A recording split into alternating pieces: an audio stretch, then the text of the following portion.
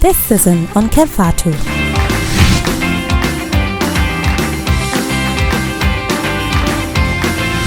FATOU.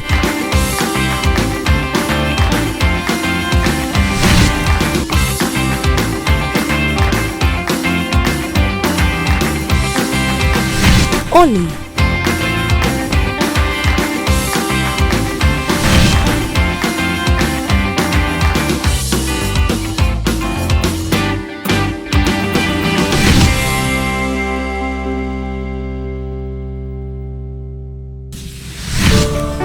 For the first time in the history of the Gambia Printing Publishing Corporation proudly introduces the Biliomatic exercise book printing machine. The machine has the capacity to print more than 20,000 books per hour. Yes, 20,000 books per hour. It also prints magazines, newspapers, calendars, flyers, normal books and all kinds of printed documents plus items at affordable prices. With the Biliomatic printing machine, GPPC can now render high quality and non-size restricted printing service supply across the sub-region. Rush now and partner with GPPC for all your public and private printing service needs. Print with us today and you'd be offered highly professional, reliable and efficient service delivery by our team of experts. The Gambia Printing and Publishing Corporation is here to meet all demands and is reliable at all times. For more info, contact us on 437-4493 or 437-4402. GPPC is Gambian and it's yours. When we touch down, better broke down.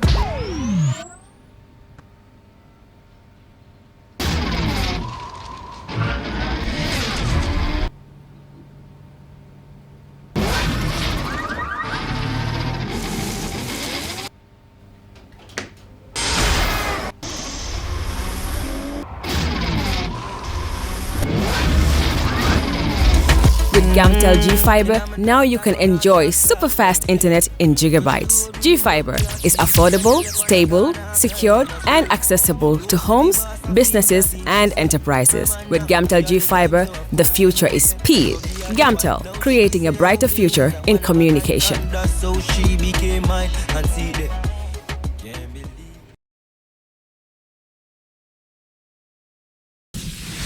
Hello and welcome to another edition of KERR FATOU. Tonight with me I have Mr. Samba, Representative Samba Baldeh.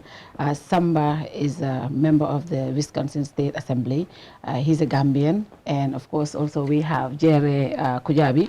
Jerreh is the chair of the Madison Carnifing Sister City chair. Gentlemen, welcome to KERR FATOU for the second time and of course for the first time. Well, thank you, Fad.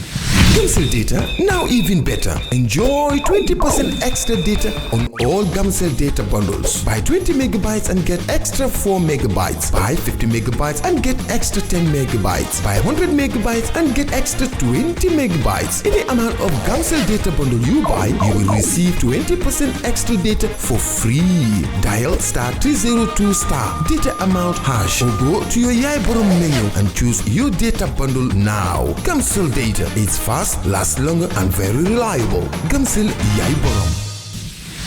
Samba, I know I spoke to you a few months ago when you were elected to the assembly, and it was a big pride for every Gambian. For a Gambian to be elected in that capacity was really huge for all of us. But first and foremost, I wanted to start for my viewers, the TV viewers.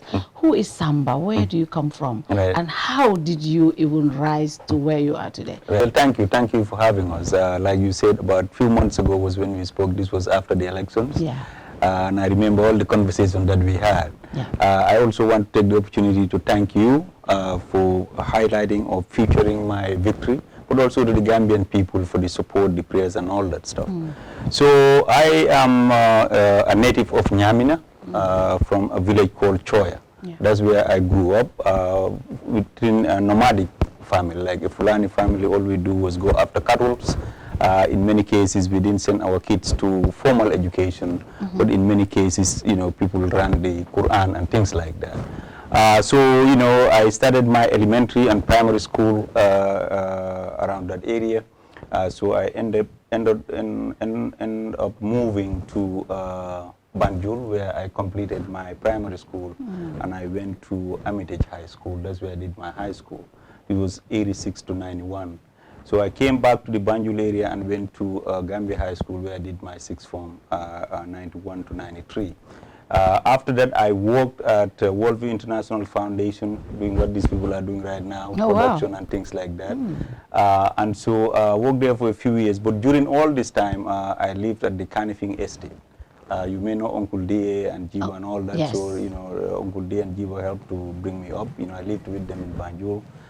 So when I was at the Kanifing Estate, I was also very engaged in youth activities. You know, I've always been an activist. I remember after the coup d'etat that Yajami and Senator Sabali did, you know, there was a degree that says you should not sell newspapers and stuff like that. And I remember standing with Halifan Sidia at the Minister of Education selling newspapers, their foreign newspaper. Oh, wow. So, but then when I was at Kanifing, I was very active within the community. I started what they call Kanifing East Youth Development Society with Buba Silla, Alaji Kurang, the guy who now runs the Jollof Tutors and all this kind of stuff. Yeah. So I've always been in the community finding ways to help people out. My passion, what makes me feel fulfilled is really giving back. And so my area of training is software engineering. That's what I have done for most of all my life in America, you know, for 18 years since after I graduated from college there. I started working as a software engineer. I've been doing that since. In Madison, Wisconsin, this is for your audience again, this is in the western part of the United States.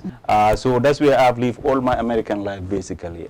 Did my schooling there and then started working there. So in 2014 was when I decided to run for a political office. The reason for that was, you know, if you remember at the time, a relationship between our law enforcement and our communities of color, particularly, was not at its best.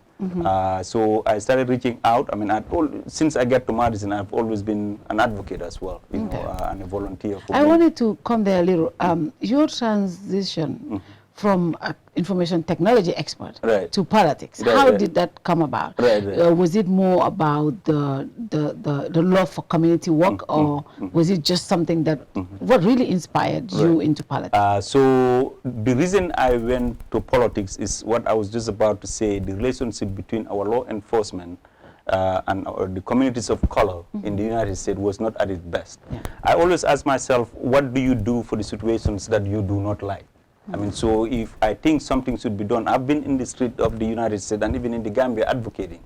And so what I end up realizing that many of these things that are happening has to do with policy. So you got to be at the table to determine what is law and what is not law. And law in many cases is not in fact what is right, it's how society wants to operate and things like that. So I felt like, you know, let me reach out to my, my representatives at the time and talk to them about the issues that I care about the most. But the answers that I got from them were basically the same answers. And I thought it was time really for me to be at the table. So there's this common saying that if you are not at the table, you must be on the table. That is to say, if you don't participate in these policy-making processes, then you must be the menu. You are the people that they'll be eating from. So I wanted to be part of the policy-making process.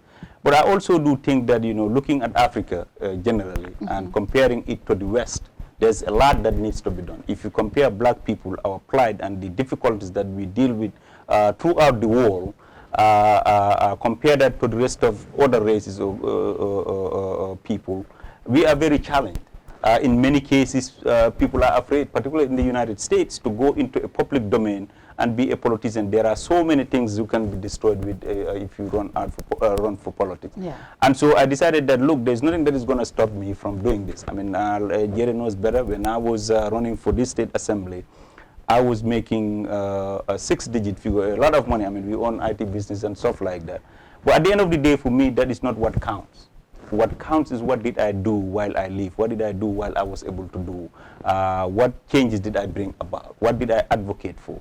I believe that everything starts with oneself. If I think Africa should be at the next stage or shouldn't be where it is right now, Gambia particularly, what am I doing myself to change that? And all these things is what culminated for me going into politics. That doesn't mean my career training is gone off, but at this point I want to focus on really bringing about change. And so that's why I'm also giving back to this country. I consider Gambia as part of my constituents. I also consider the African and the black people as my constituents as well.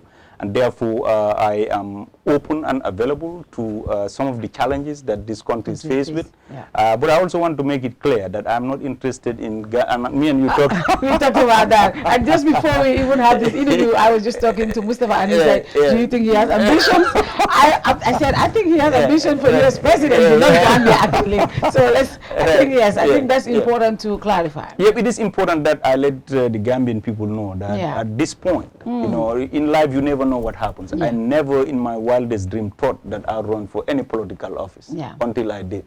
I never in my wildest dream thought I would run for a state assembly, and I did. But what I can tell right now is I have no political interest in this country except to help the government be able to advance their agenda. Help the municipalities, particularly the three most populated municipalities, Banjul, Kanifing, and Brikama, address some of the challenges that they are faced with. So, and I think I can be much more effective doing that than being interested in any form of politics. I'm more interested about moving the country forward than who is who. In the nomenclature part of it is not my interest. And so that is what I want to advocate. Interesting, interesting. Well, you know, you're not interested now, but maybe you'll be interested, just like the State Assembly. We shall see. So, Jerreh, tell us a little about yourself. And we know you're the chair of the Madison Kanifing Sister City, but just tell us a little about yourself. So my name is Jerreh Kujabi, like Samba said. I am a native of the Gambia. I emigrated to the United States right around the same time he did. Oh, okay. We became friends in the United States. Like he said, we went to the same college, graduated the same year, started businesses together, advocated for some of the organizations that he had mentioned together. Some of those we started. Just to kind of like piggyback on what he said earlier about what got him interested. I know he had been active before he left this country. Yeah. That activism, I should say, never left him. Yeah. We used to sit down even when we were in school and talk about the challenges that he had mentioned. Because we're all driven to change. Yeah. We decided that he should be the guinea pig. It's like we're not going to just sit around and be spectators in this game if we're to bring change. And that's how we became players in it. I advised his campaign, his first campaign when he ran for city council. And I also advised his campaign when he ran for state assembly. Wow. So we have politicians in the making here, strategists and campaign advisors. But like, how was it like being immigrants, being people from Gambia, a small country, and you know, just going to the United States and working on this movement? He won. His first. This was not his first elected position. Absolutely. You know, he ran for office first and he won, and then he escalated to this position. How was that? How was that like being immigrants in Wisconsin? Is a big state. How was that like trying to organize the grassroots, getting people together and getting the message also out? Considering in the U.S., politics is about money, it's about influence, it's about power. How were you guys able to strategize and put things together? So I would say messaging is key. I have been extracted from Gambian politics for quite some time. I'm not sure how things work here. Wow. But before we got to the messaging part, like you said earlier, we were really engaged. I know there are a lot of Gambians in the diaspora that are involved in a lot of things. Part of the things that we did is to volunteer for organizations that advocate for some of the issues that he said, that he mentioned. And so we learned the ropes before we jumped into it. We understood what it took because we volunteered for other political campaigns before we launched our own. Yeah. And so we learned the trade, if you will. In terms of organization, when we first moved to Madison, there were a couple of Gambian families. Right now, I would submit maybe we have over close to 2,000 families in Madison. That was key. The Gambian population really responded to our cause when we came out and made the declaration that we were going to seek this office, even before this office, when he ran for city council. But our understanding of the arena before we got to it really helped with our strategy when we started running. Wow. And what were some of the challenges? Like I said, being an immigrant, being somebody, you needed money, you needed influence, you needed support. I just want to say you are also a Democrat. I am a big Democrat myself. No way, I am a Democrat myself. But in American politics, it's more about power and influence. If you're not connected out there, even with the presidential campaign, most of the time, the reason people will say people like Bernie Sanders were never the nominee is because the big names in the politics will never endorse him because of maybe his message as well. So you have to be connected. You have to have the power.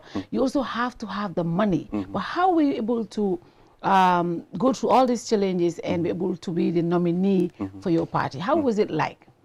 So by the way, I did endorse Bernie Sanders. Yes, I did. Yeah, I saw that. So like Jerreh said, what we did, what particularly I did, was to make sure that I am connected to the community in which I lived. I think that is very, very important for anyone who is interested to be a public servant. It's first to really serve the people, understand them. So I not only volunteered for many agencies and organizations, not for profit and all that, I also became a member of like NAACP, 100 Black Men, volunteered with the AIDS Network. So what I did was to really live in my community. I didn't leave Gambia. I lived in America when I was there physically. I wanted to be part of that society and really, really understand it very well, but also give back to that society for the opportunities that it provided me, just like I am doing now here. So that helped in terms of connecting with the people. I understood their culture, their way of thinking, what their issues were, and therefore my platform was basically based off of my understanding of my community. So when we launched our campaign, they are very receptive because my message was what they've been talking to me about over the past 20 years or so. But there were still challenges. I'm a Muslim. So obviously at the time also the relationships, or at least the perception about Muslim wasn't good. It's still not. Yeah. But I'm also an immigrant. This was during Donald Trump's time, and so you know what that means to be an immigrant. But also I have an accent. My accent may be a little now better, but living in that community 20 years ago up to now, I had an accent. They can read that I'm African or somebody who is not a native. So these challenges were there, but the good thing about America is their openness to diversity. It is the only country in the world that is like the way they are. There's no other country like them. They celebrate, yes, as African Americans, as Black people, we are faced with a lot of challenges in the United States, but the opportunities that we get, I don't know, exist anywhere else in the world. When I was living this country, I couldn't make a call to the United States or have a FaceTime or anything of that nature. But now we have that technology, and thanks to immigrants to the United States. When I was immigrating, PayPal did not exist, thanks to immigrants. When I was immigrating, there wasn't anything like SpaceX and all this kind of stuff. All those things exist because of immigrations and mainly to the United States. So the Americans, the Madisonians, the Wisconsinites, were very receptive to my message because I belonged. I became part of them. So I think that's what really helped the challenges that we dealt with. But it's not an easy thing to do. It's not an easy thing. A few months into you being elected into office, what would you say you have learned most in serving your people? How has your election also impacted your community? So obviously, like I said earlier, I consider Gambia my constituents. One thing I can say, the African community have a constituent, somebody who is serving at a level no African has ever served, serving at a level no African American man has ever served, at least in Dane County, serving at a level to represent the Muslim community, to represent the immigrant community, to represent the Gambian community, but also the broader Black community. And so being there for them, I think, is a good thing. They look forward to really the representation. And so access to government is important to me, and I think it is important if we have to really advance in terms of some of the issues that we all care about. Now they know they have somebody who will listen to them. I made it very clear to everybody that my office is open.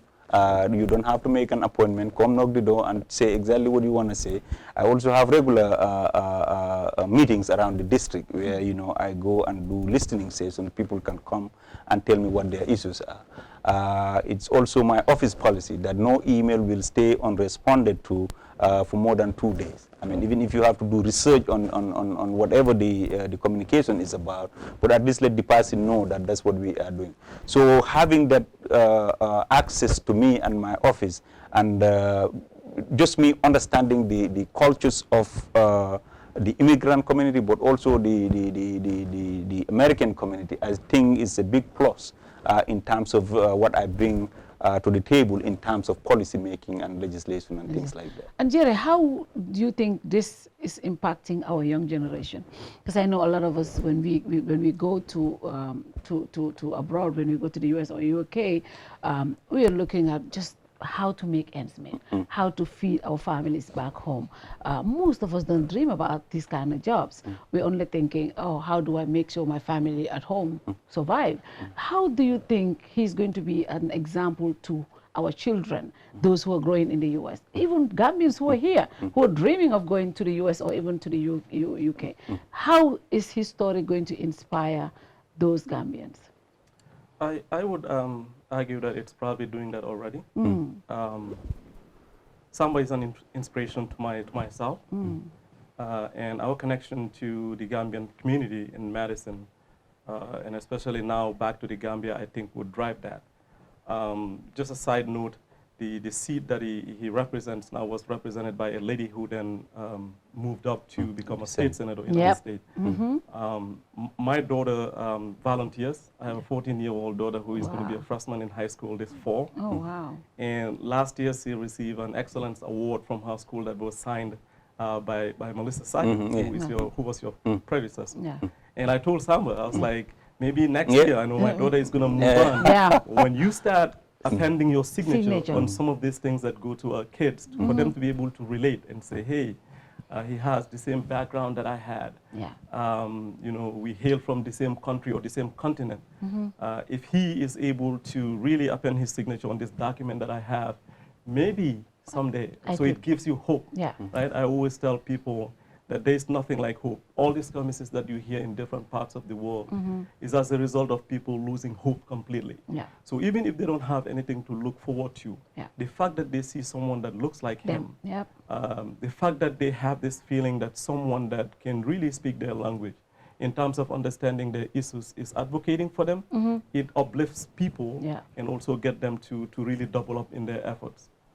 Just because of that hope that he shares. Yeah, definitely. I think representation means a lot, especially in our society. And that's why it's important for us to highlight his story so that so many Gambians can be inspired. Because a lot of us travel, but what do we want? We want to work at the McDonald's. We want yes, we all start from there, but there should be a standard. And Samba can be that standard for us. And I think so many Gambians will definitely be inspired. So we'll come back. We'll take our first commercial break. When we come back, we'll look at why you're here. I know you guys have a sister partnership with KMC. We'll look at that, and we also look at, is Samba thinking of other political office? I know he's saying Gambia right now, no, but in the United States, so, you know, so many Gambians will want to know, is he interested in pursuing to other levels? I think that is very important. Absolutely. So we'll take our first commercial break. When we come back, we'll look at that.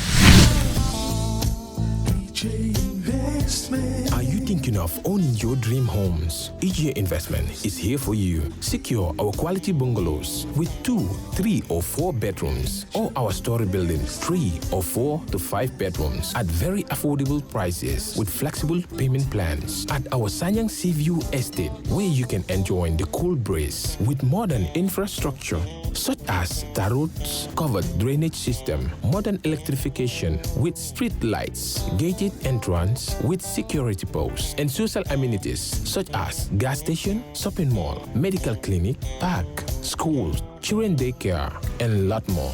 Our dedicated team of professionals will keep the estate clean at all times, provide security and patrol team within the estate premises, install latest technologies such as CCTV, Wi-Fi, home network installation, solar panel, and power backup system. Also, check out for our additional home facilities and interior design service such as premium tiling, wall plaster, home landscape, fingerprint home lock, and a lot more. Visit our office at Senegambia Kololi Highway and get a free site visit tour, or contact us on 4464-838. WhatsApp us on 3259220, or you can visit our Facebook page or Instagram on EJ Investments. EJ Investments, we are first in properties.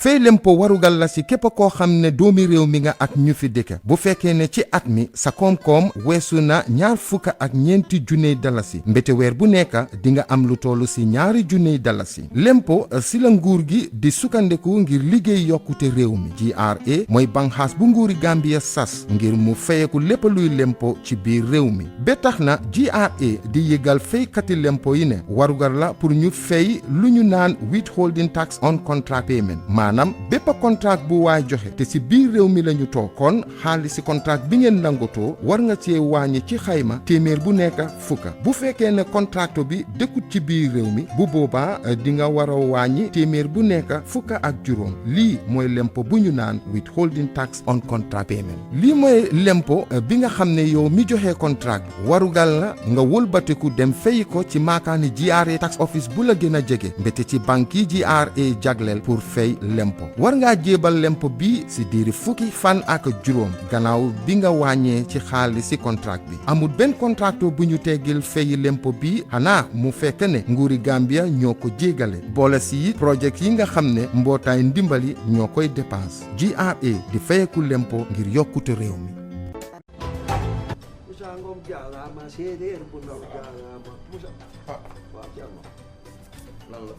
Samba deena déedéet daf ma yónni woon ma joué ko bii bi waaw yàlla def mu gagné jàppoon $100,000 la def laa ilaha illallah te yow xam nga ne sama papa dafa amee cardiaque yow da ngaa dof yow xam nga luy $100,000 am naa ko kay man naa lu ñëw bëggoon nga dimbali demal na nga def damaa toog rek sama xel mi ne ci yow xam nga bërki démb li daal si benn waay fee waaw ma romb ko rek bërki démb waaw muy yuuxu di tëb ma ni kii lu ko dal ñu ne ma daal ci loto gaming Gambie bi la laal jar na ko laal na ci lu di waaw nga dafa am quarté am kente am tiercé waaw maanaam nag tey jii waaw kente bi la te jackpot bee passé xaalis kente mooy lan kente maanaam mooy juróomi fas yi waaw beneen bi am na quarté mooy ñeenti fas yi ak tiercé tey nag xaalis bi daa gën a yokk lu tax ndax jackpot bële dañ kaa tegaat ci bii maanaam juróomi fas yi boo ko jàppee ci ordre mooy risque nga désordre bi sax day fay bu ma ko jàppoon yooyu moom noonu la demee da ngay dem rek jouer am na lu ma yaakaar man gis naa seen kii yi kees yu ndaw yi ci biir dëkk bi mais daal dama ni lii moom amul xaalis da nga ciy def sa xaalis da am jël wecce rek sànni ko fa xool jëmbat la laa ilaha illallah yow li nga wax ni tey ji bu yàlla dogaloon ma gañe ko lu mu gàtt fi mu toll nii boo gañe woon $100,000 waaw lu may def waaw nooy def xam nga yow sama xarit nga waaw damay fexe nga rey say noonu ci nan lu mu gàtt $50,000 waay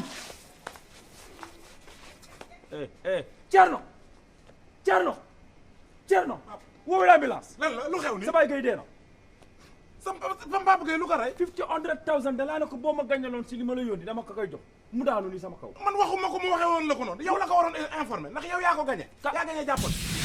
Welcome back to part 2, and of course I am with Representative Samba Baldeh and Jerreh Kujabi from the United States, Madison. Gentlemen, we spoke about Samba, of course, for the first part. And I think it was interesting for Gambians to know more about you and the work he's doing in the United States, but also how he got there. I think that is very, very key and important because that's the story we want people to know. But let's talk about your visit. Why are you here this time? Why are you in the Gambia this time? Well, thank you. So I'm here first of all to visit family. Obviously with COVID, for the past 2 years I've not been able to travel here. So the last time I came was in 2018.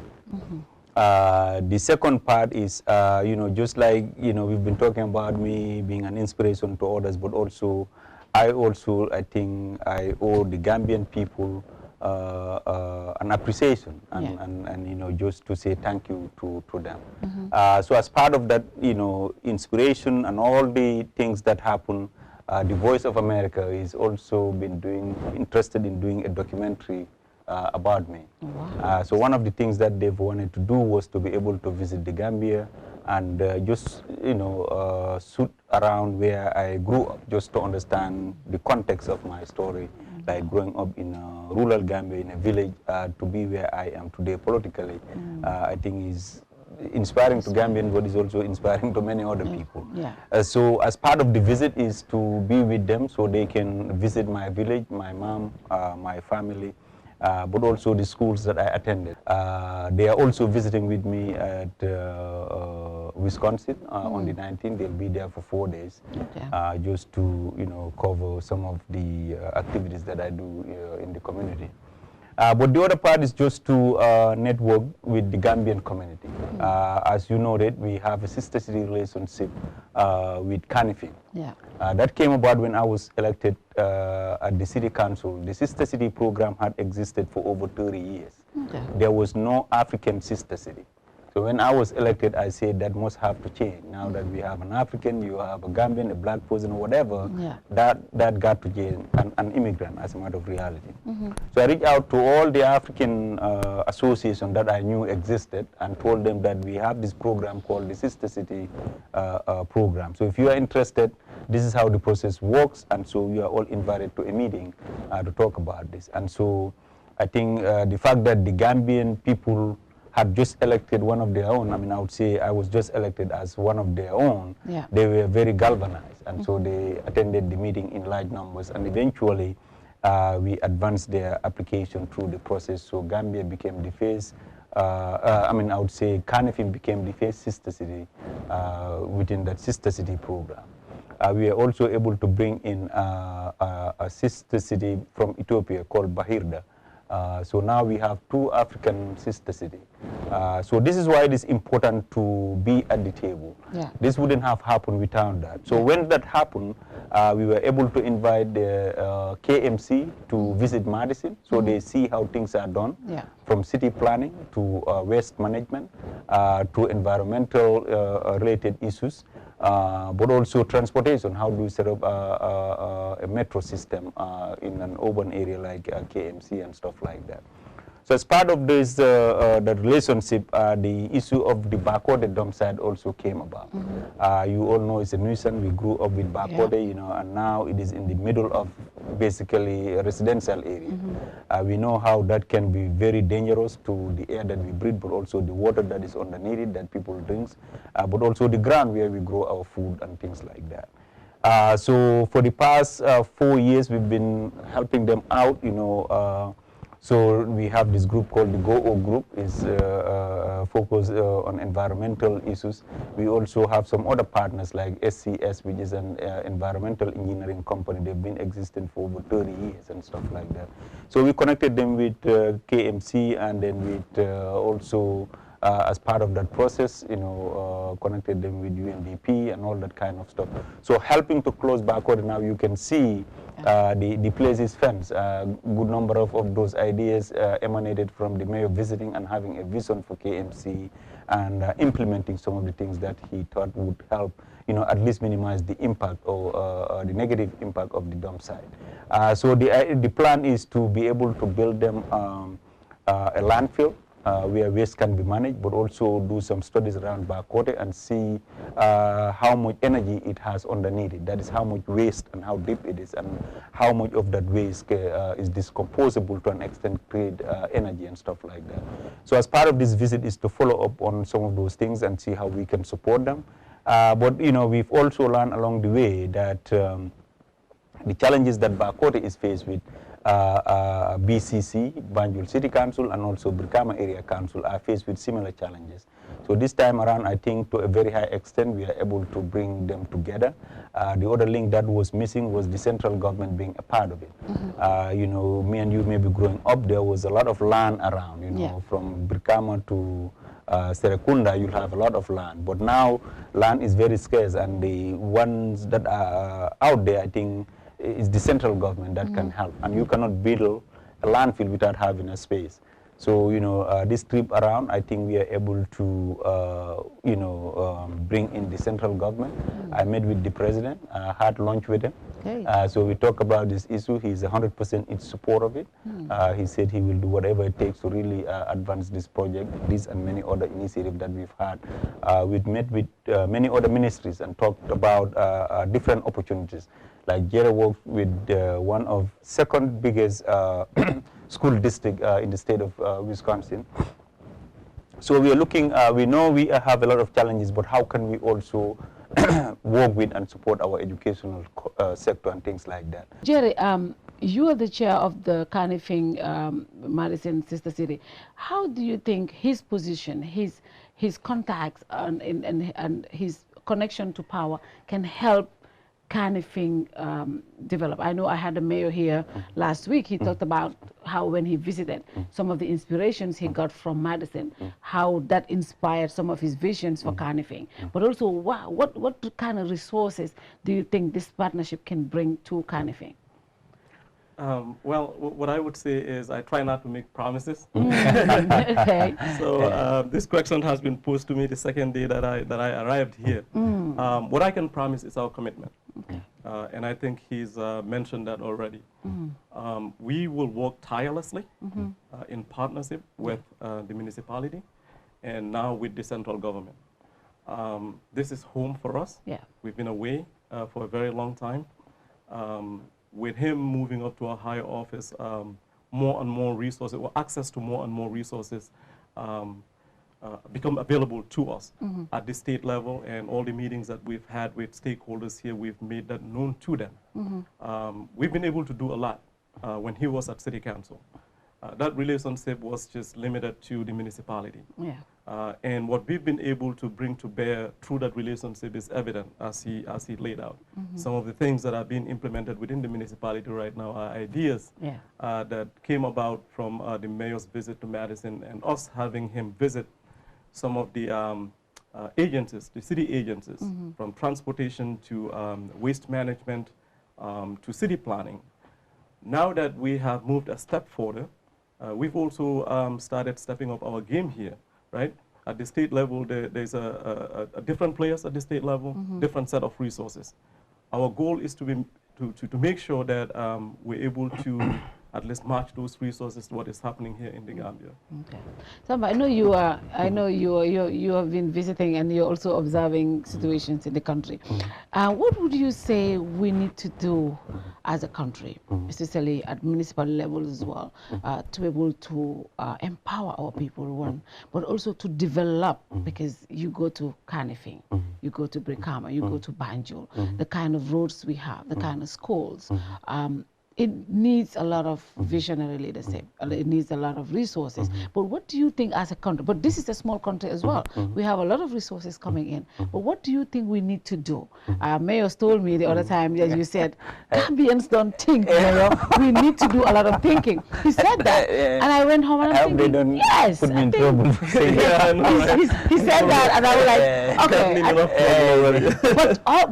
But that's the fact. We need to do a lot of thinking, a lot of planning ahead. But what do you think that we need to do as a people to be able to develop to levels that even African countries look at? Kenya, Rwanda. What do we need to do? So we have a lot of challenges in this country, but we also have a lot of challenges in the continent of Africa. Yeah. I think it's that time now we reflect, and like I like to say, if you see something that you do not like, be the agent for that change. So I think what we need to do is really, like I said, is to absolutely work hard. Yeah.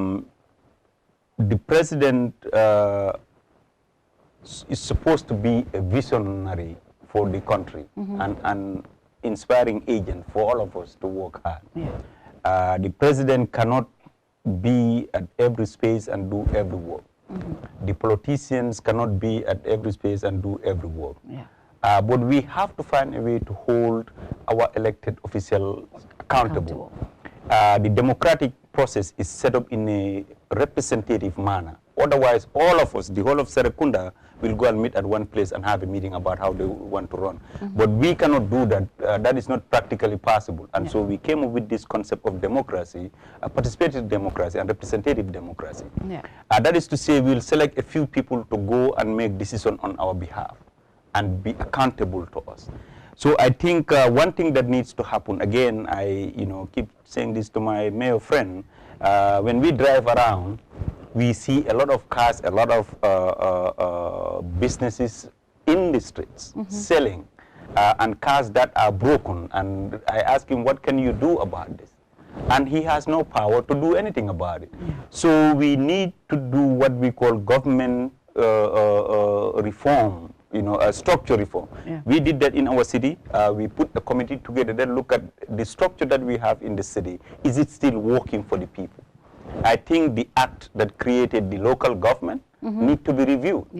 I cannot be a mayor of a city and I see something wrong and I cannot fix it. It just doesn't make sense. So if we have to succeed in this country, we must be open to reviewing some of these things. It doesn't have anything to do with politics. If people want to do politics, let them do politics. The reality of the matter is we need to have structures that are sustainable, that can serve the interests of the people. So I would say a review of the Local Government Act that would give local government authorities the possibility to create wealth and develop their municipalities. But I also think people are not taxed. I mean, there's a lot of money that is being, so you go around the city, is this multi-million dollars and multi-million dollars homes that you see, right? You ask them how much they pay in taxes, it's barely $100 a year for the most expensive home in this country. You cannot provide the services that people need if you are not collecting taxes. That is one way municipalities get money. But they are not also providing those services. They cannot provide the service if the money is not paid to them. So what needs to happen is you pay me the money and I go provide the service. And you hold me accountable if I do not provide the service. So we need to, and again, all this technology exists. We need to map our cities. Coming here, you didn't have to direct me over the phone to get here. You could just say, Samba, come to 123 Fatou's dungeon or something, however it is called, right? And I get myself here. These are technologies that exist. The government should be able to budget for these things and make sure that people live quality of life, but also be creative. Like I said, Google and all these things were created by immigrants. We have the intellectual capability to do this stuff, but the platform is what is missing. The government should create that. That is not to criticize anybody. And if government does not create it, then we should find a way to hold them accountable. Every elected person must be held accountable. There's no way around it. And and that's counting myself first. And my constituents know that. So how do we really make sure that local government is serving people so that if the roads are not fixed, instead of going to the president and complaining, go to the mayor and complain, go to the city council representative and complain. But I've never seen anybody go to any city council or member and say, why are my roads like this? Why can't you fix them? When are they going to be fixed? So a lot need to change. And we don't need to politicize it. This is about life, quality of life. Let's hold each and every one person accountable for their responsibility. But I do think if you want to really make progress, the Local Government Act needs to be revisited. KMC, for example, Banjul City Council need to form committees that reviews their government structure. Is it serving the purpose for which we are established? Are we able to now deliver to our people based off of the structure that we have? If they don't, then implement the recommendation that came out of that committee. That needs to happen. Even the central government needs to look at our government. Is it functioning the way it is functioning? Do we need all these ministers? Do we need more ministers? Do we need all these employees at the state level, or we don't need them? Or do we need more of them? All these things need to be reviewed. Let's hold our elected official accountable. You call your city council member and tell that person, whether it's a he or she, that look, the road from there to here is so bad, you got to fix it, or I'm not going to vote for you. And you start mobilizing people around that. Let each and every Gambian those that around the people they elected to represent them. Change will come about. But all we do in many cases is just sit there and complain and complain and complain and just look at one person. The president is just one person. He cannot do this stuff all by himself. I think there are three key things that the president needs to do. He needs to have a vision. It may be there. a vision. And when I say president, I'm not referring just to the current president, but any leader that needs to have a vision, inspire their people around that vision, and be an agent of change or things of that nature. But us as people, we are all accountable for what we see in the streets, for what we do not like. Call your elected officials. I mean, you are paying their salaries. Ask them to do what works for people. If not, vote them out. Yes, that's the only way I think we can bring, I mean, it may not be the only way, but that's one way we can bring about change. And I know you guys are technology experts as well. I just wanted to, I mean, in Gambia, you cannot even monetize some of the things that we do if you're using a Gambian address. These are some of the things. Technology is the driving force of any country. What do we need to do to overhaul our technology industry to be able to serve, to be able to train our young people, because that's the only way. It's not just about having degrees upon degrees on other areas, but we also need to be skills-based. How can we change our country through technology? One thing that we did was when KMC official visited was we have a Google office in my city. I introduced them to the Google people. So we have the technology, we have the connections. If the Gambian people are committed to it, we can do it. We took them to our city zoning department, who are responsible for geo-mapping the city and all the things that exist around the city. They had a meeting, series of meetings with them, and even at the follow-up meeting, they did meet with them. So the technology exists. It's a matter of commitment from the Gambia government, but also the municipalities, particularly the Gambia government, is very key in this. If we want to bring anybody here to do business, the protocol is we go through the Gambian embassy. And so if the Gambian embassy or the Gambia government is not committed to some of these things happening, or that they are not aware of them being planned and things like that, then it becomes a challenge. But the technology just exists. I mean, that is one thing we've been wanting to advance here is geo-mapping, to make sure that, the country's map, homes are addressed.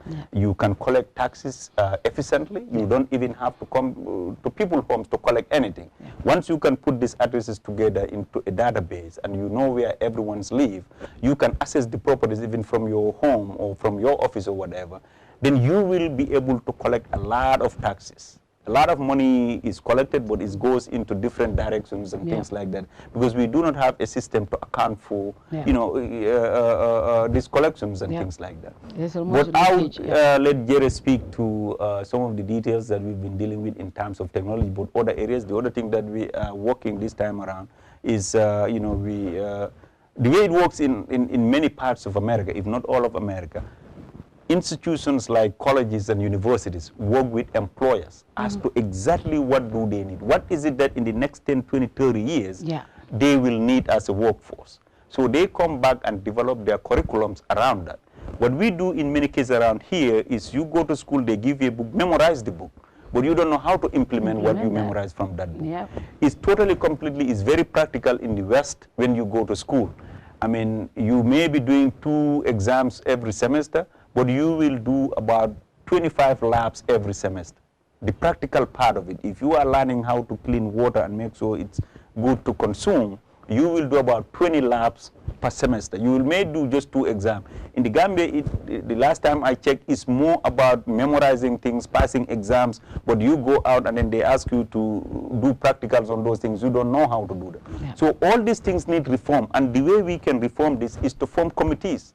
Committees that can look at this and independently make recommendations to government as to what will work best, what will serve our communities, what will serve our business communities, what will serve our local governments and state government.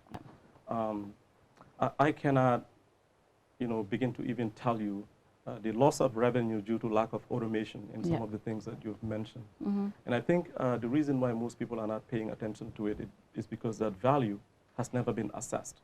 How much money is being lost from revenue collection, right? How much money is being lost due to lack of addressing, right? In packages being delivered, you can, I'm pretty sure you guys are familiar with Uber Eats and all that, and everything in between, just because we're not able to implement some of these things. But when we talk about technology, We were in a meeting this morning with the Deputy Director, I believe, of the MDI, and we had a side conversation where we were talking about these things. More specifically to your question about how technology can help advance our agenda, and that's what we touched on. The Gambia right now is not competing, right? We're not to a level where we can compete.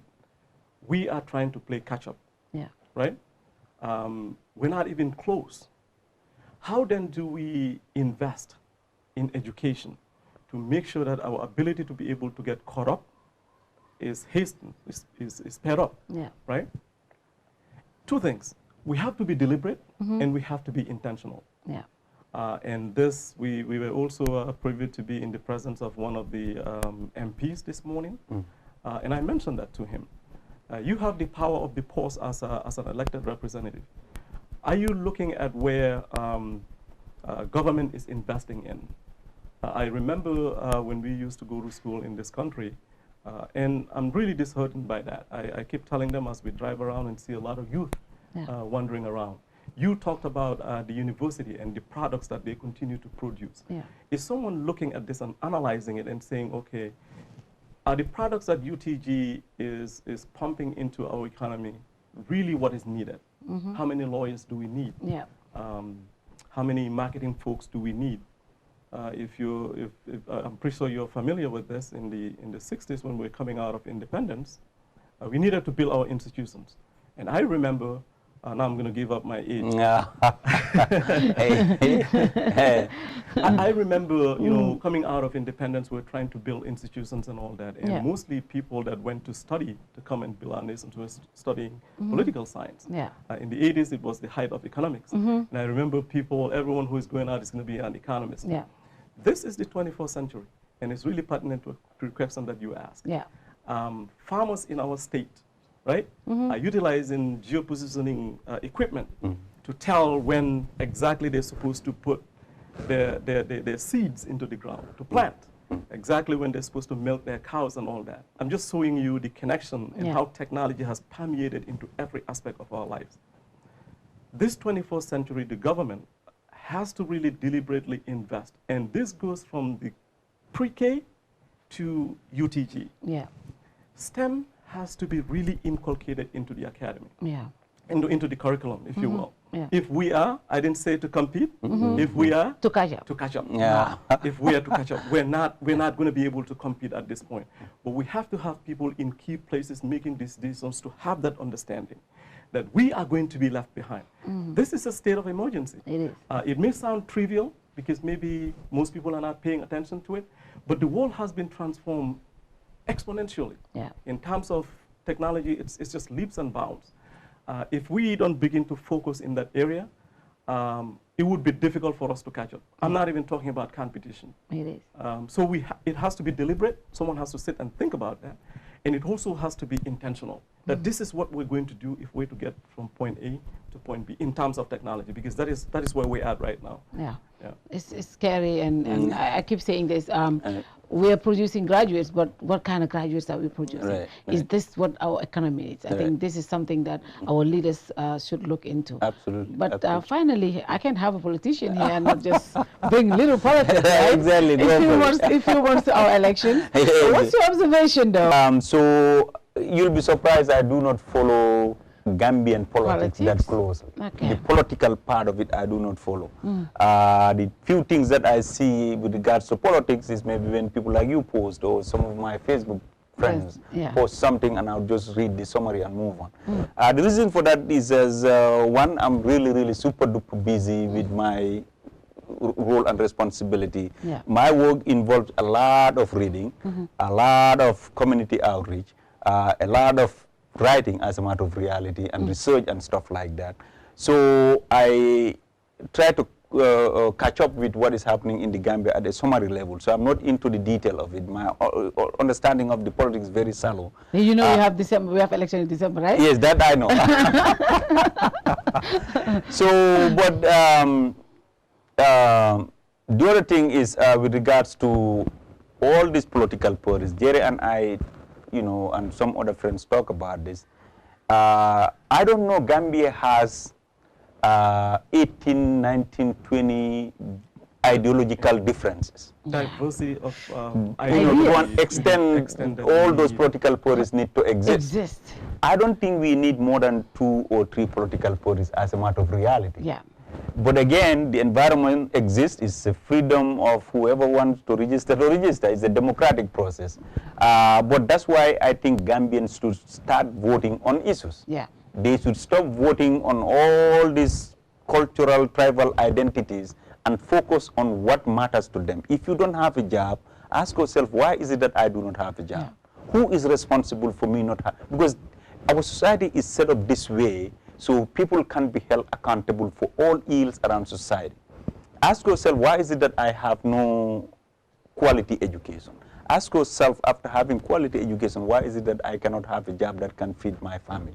Ask yourself, why is it that I cannot drive on a road that is well constructed?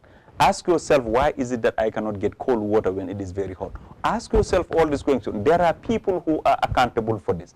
God is not coming down to fix this. So him and us have set up a system that hold people accountable to these issues. How are we holding people accountable to these issues? And so that generally, I think, where our focus should be. What I would say is, in terms of the politics and the elections of it, is that you vote for what you think is in the best interest of you. I mean, what are your problems? Yeah. Who amongst them said he's going to fix your problem and you believe them?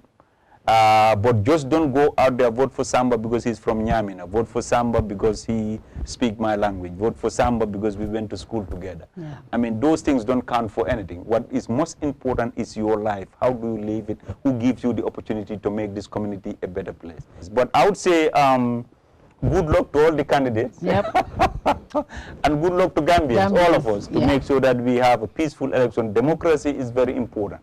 And peaceful elections are also very important. No matter how we disagree with the outcome of the elections or who the candidates are, the best we can do is to vote for the people that we believe represents us best. Yeah. But at the same time, it is our responsibility to maintain the peace and make sure that Gambia moves forward. If we don't, then we have serious problems, because the international community will not be interested in doing any business. We talked about tons of issues where money is very essential.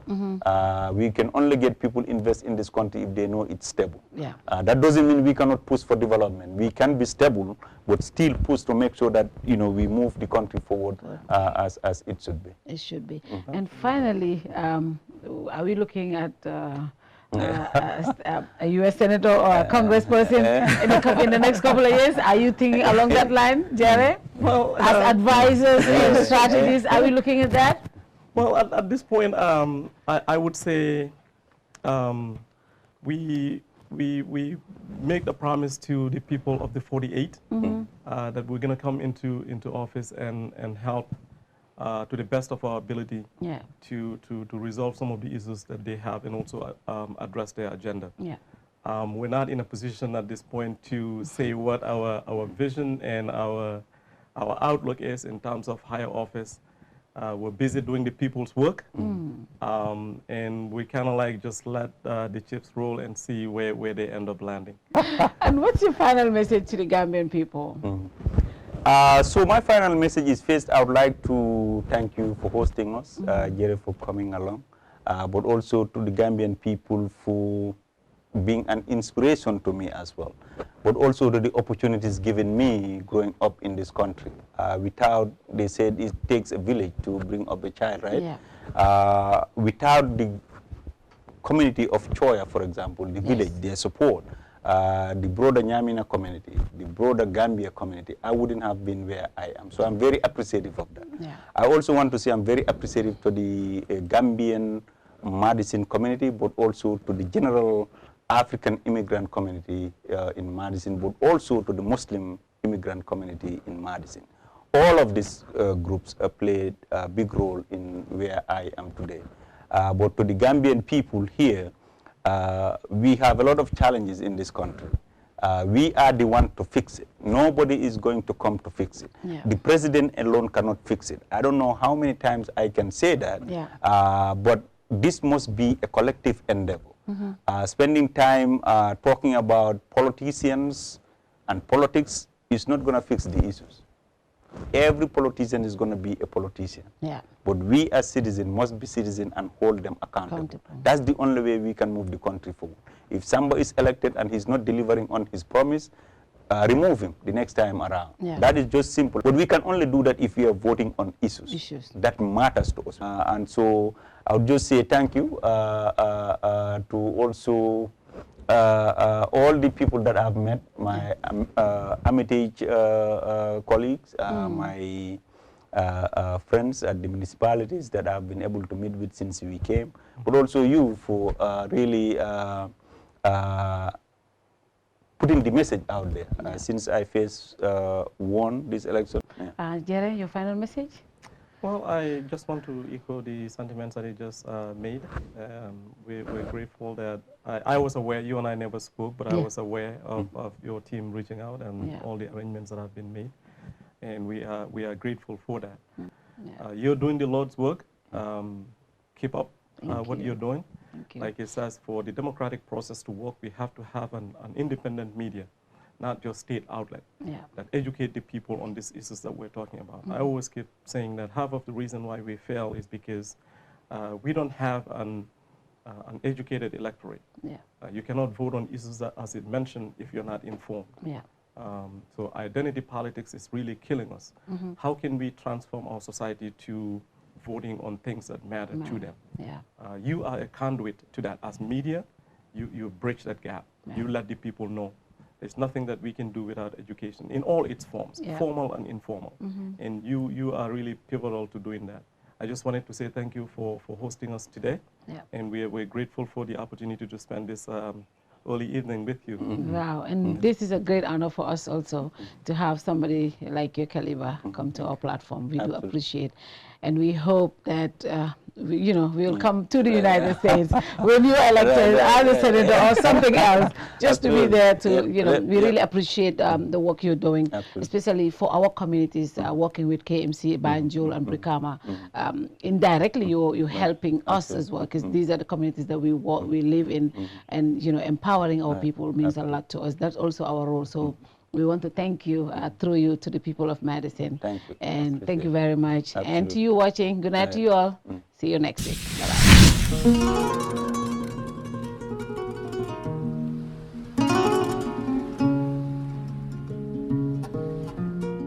Better and stronger as the sole ground operator at the Banjul International Airport.